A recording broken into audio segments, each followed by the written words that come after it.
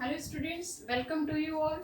और वीडियो के इस सेशन में हम सी प्रोग्रामिंग से रिलेटेड नेक्स्ट टॉपिक स्टार्ट करने जा रहे हैं। इससे पहले के वीडियोस में हमने बेसिक चीज़ें समझ ली हैं कि बेसिक एलिमेंट्स सी के क्या हैं, इनपुट आउटपुट फंक्शंस को हमें कैसे यूज़ करना है, उनसे रिलेटेड डिफरेंट प्रॉपर्टीज़ क्या हैं, एस्केप सीक्वेंसेस, फॉर्मेट स्पेसिफायर, ये सारी चीज़ें हम लोग डिस्कस कर चुके हैं।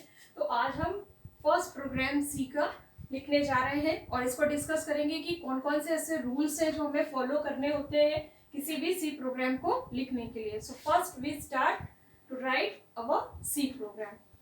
तो सबसे पहले सी एक केस सेंसिटिव लैंग्वेज है। आपको ये समझना है कि सी एक केस सेंसिटिव लैंग्वेज है। ये चीज़ जब मैंने आपको बेसिक एलिमेंट्स ऑफ सी पढ़ाया था तब उसमें आपने ये चीज़ समझ ली थी कि कीवर्ड्स जो भी हम यूज़ करते हैं वो सारे ही स्मॉल लेटर्स में लिखे जाते हैं। इन केस हम कोई भी ऐसा कैरेक्टर जो अल्फ़ाबेट कैपिटल में हो या फिर कोई दूसरे ऐसे कैरेक्टर्स हैं जिनको हम यूज़ कर रहे हैं, इट मीन्स कि ये इंटरप्रेट करता है कि कौन से कैरेक्टर्स कैपिटल लेटर्स में है अल्फ़ाबेट्स के और कौन से स्मॉल लेटर्स में है। बट जब हम सी की प्रोग्रामिंग करते हैं तो जो भी कीवर्ड्स या जो भी प्रोग्राम में स्टेटमेंट्स लिखते हैं वो सारे ही अल्फ़ाबेट्स स्मॉल लेटर्स में होते हैं। तो फर्स्ट रूल इसका ये है कि it is a case sensitive language. So whatever we write in C, it is written in lower case.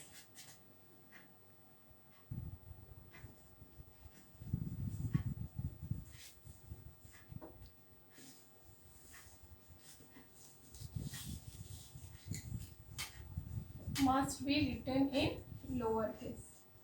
इस रूल को हमें फॉलो करना होगा सबसे पहले कि हम जो भी स्टेटमेंट जो भी इंस्ट्रक्शंस लिख रहे हैं वो लोअर केस में हो। नेक्स्ट बेसिक एलिमेंट्स ऑफ सी में जब मैंने कीवर्ड्स आपको डिस्कस किए थे आपके साथ तो उसमें हमने ये डिस्कस किए थे कि जो भी कीवर्ड्स हैं they have some predefined meaning in C language and we can not assign any keyword to any variable name और function name. So keywords are not used as variable or function name। यानी function name और variable name में हम keywords को use नहीं करेंगे, उनके specific meaning है और हम उन्हें इसी में यूज करेंगे। थर्ड पॉइंट, एक हम प्री प्रोसेसर डायरेक्टिव, जैसे मैंने बताया था कि हम स्कैनअप और प्रिंटफ फंक्शन जब यूज़ करते हैं तो उनके साथ standard input and output header files use करते हैं। तो ये standard input output header file जो है या conio.h जो standard input output conio.h file है जो गेट्स और पुट्स या उनसे रिलेटेड और भी जो फंक्शंस हैं उनके लिए वो प्रोसेसर डायरेक्टिव अपने कमांड्स को स्टोर रखता है। तो हम इसमें pre processor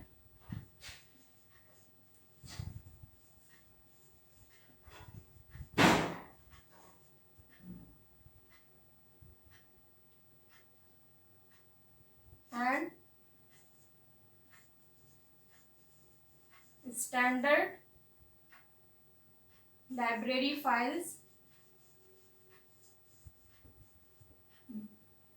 include in the beginning।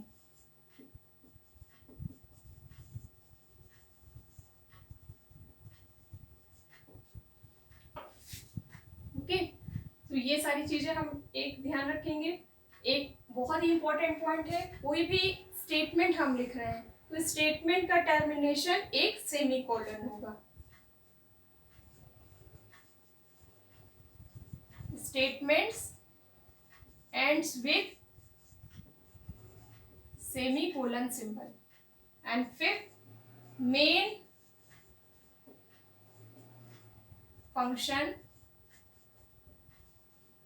is compulsory in each program।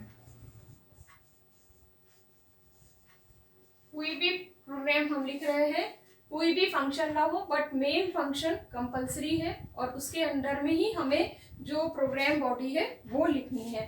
तो अब यहाँ पर इन रूल्स को, जो भी यहाँ कंडीशंस हमने दी है, इनको फॉलो करते हुए एक प्रोग्राम लिखते हैं, तो जिसके थ्रू आपको ये एक्सप्लेनेशन होगा कि हमें कैसे सी की प्रोग्रामिंग करनी है। तो फर्स्ट चीज मैंने यहाँ लिखी कि प्री प्रोसेसर डायरेक्टिव फाइल्स जो भी है वो सबसे बिगनिंग में लगेंगी। तो सबसे पहले हमें हैश इंक्लूड stdio.h, ये हेडर फाइल हमें सबसे बिगनिंग में इंक्लूड करनी होती है। ये standard input output header file जो स्कैनफ प्रिंटफ फंक्शंस हैं उनके लिए हम यूज करते हैं, क्योंकि इस प्रोग्राम में हम इनपुट फंक्शन के लिए स्कैनफ और प्रिंटफ फंक्शन के यूज करने वाले हैं, इसलिए हमने ये फाइल इंक्लूड की है। बट इन केस अगर हम gets puts, get char, put char या इनके और भी कोई फंक्शंस यूज करते हैं, that time we use stdio की जगह हम यूज करेंगे conio.h। सेकेंड पॉइंट है हमारा void main। ये हमारा मेन फंक्शन जो है यहाँ से बिगिन हो गया। ये हमारी स्टैंडर्ड फाइल थी जिसको हमने इंक्लूड किया। Standard file input output purpose के लिए इनपुट आउटपुट हेडर फाइल है। ये हमारा मेन फंक्शन है जिसको मैंने अभी आपको बताया कि हमें एक मेन फंक्शन किसी भी प्रोग्राम में लिखना ही लिखना है।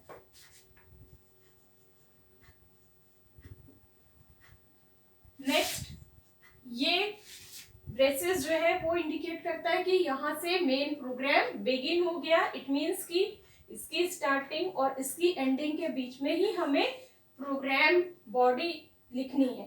ओके, सपोज यहाँ पे हमने एक सिंपल स्टेटमेंट दिया है या एक सिंपल मैसेज हम प्रिंट करा रहे हैं, हेलो स्टूडेंट्स, और ये स्टेटमेंट टर्मिनेटर है, जो मैंने बताया कि हमें किसी भी स्टेटमेंट को एंड करने के लिए सेमीकोलन सिंबल यूज करना है, और ये प्रोग्राम क्लोज हो गया। तो ये एक ऐसा सिंपल प्रोग्राम है जिसके थ्रू आपने ये समझा कि हमें अगर कोई मैसेज प्रिंट कराना है तो हम इस प्रोग्राम को कैसे लिखेंगे। तो सबसे पहले आपको फाइल इंक्लूड करनी है, फिर मेन फंक्शन लिखना है, और उसके बीच आपको जो ओपनिंग और क्लोजिंग ब्रेसेस है उसके बीच में प्रोग्राम की जो बॉडी का स्ट्रक्चर, जो मैसेज आप देना चाहते हैं, जो एक्चुअल कैलकुलेशन आप करना चाहते हैं, उसको आप यहाँ पर लिखेंगे। तो अभी एक सेकंड प्रोग्राम भी हम डिस्कस करते हैं जिसके थ्रू आप ये समझेंगे कि हम किसी वेरिएबल को वैल्यू कैसे असाइन करते हैं, जिसमें हम स्कैनफ फंक्शन का यूज समझेंगे। सेकंड प्रोग्राम में एक वेरिएबल हम डिक्लेयर करेंगे और उनके टोटल को देखेंगे ऐड करके कि कैसे हम उनका आउटपुट फाइंड आउट करते हैं। सो फर्स्ट इंक्लूड करेंगे हैश इंक्लूड stdio.h। ये हेडर फाइल हमेशा at the top of the program रहेगी और इनके बीच में कहीं भी कोई स्पेस नहीं होगा।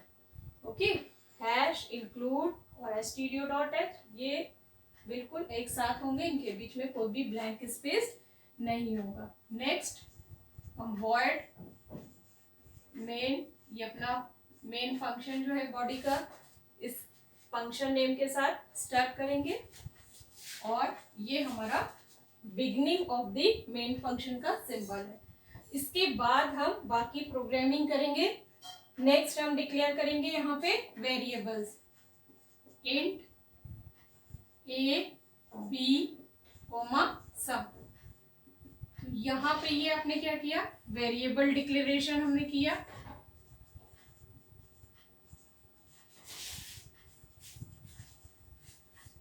एंड डेटा टाइप,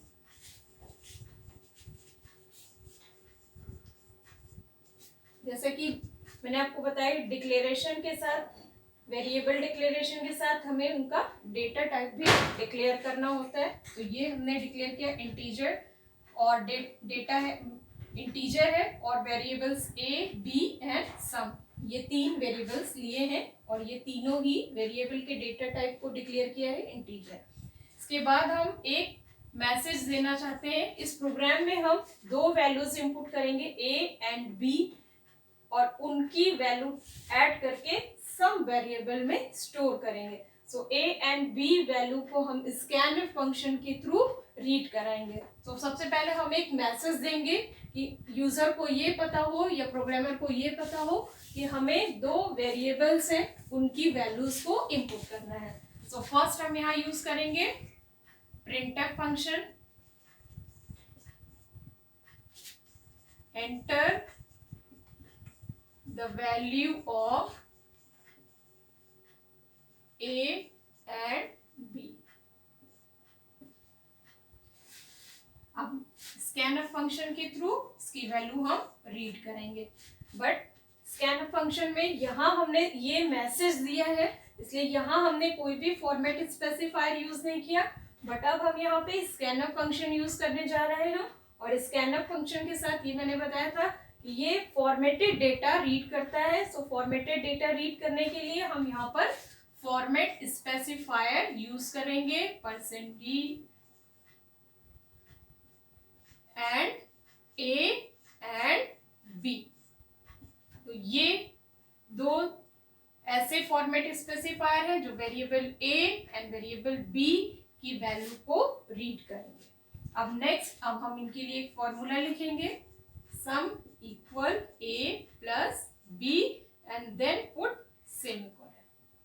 तो इस तरीके से ये आपका फॉर्मूला है।